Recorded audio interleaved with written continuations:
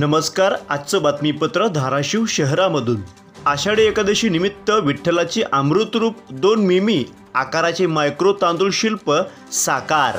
आषाढी एकादशीचे निमित्त साधून धाराशिव शहरातील समतानगर येथील कलायोगी आर्टचे राजकुमार कुंभार यांनी आपल्या कलाविष्कारातून तांदूळ या धान्यावरती तब्बल रुंदी 1.5 मिमी व उंची 7 मिमी आकाराचे विठ्ठलाचे शिल्प कोरले आहे.